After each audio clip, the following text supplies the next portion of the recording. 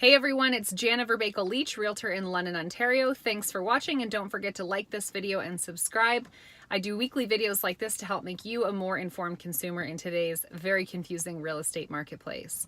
I wanted to talk about open houses. Obviously, I'm sure you've driven around neighborhoods and on a Saturday afternoon or a Sunday afternoon, you've probably seen agents who have signs up for open houses.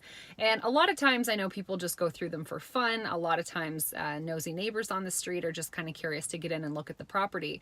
But there are more people that are starting to use open houses as an opportunity to go in and look at a house that they probably saw online without having to actually contact the realtor, go through 20 questions and then book an appointment. So the question really becomes are open houses an effective way to sell your home?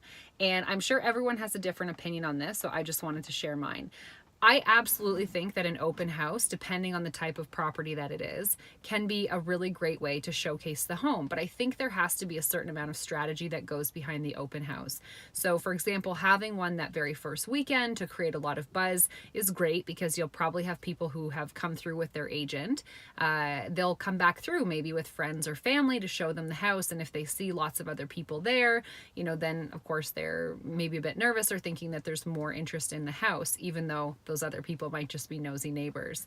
And so I think they're a great tool to really help launch a listing and to create some buzz. Now, the flip side of that is that once you've hosted an open house, you've essentially captured the majority of interested buyers in that property.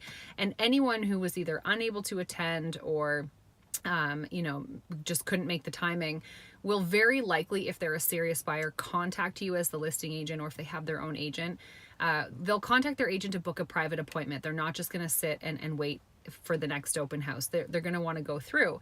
And so the question becomes, should you host an open house every single weekend? And my opinion is no. I actually think that's very ineffective because I think it almost oversaturates how available your listing is. It can almost make you seem a little bit desperate.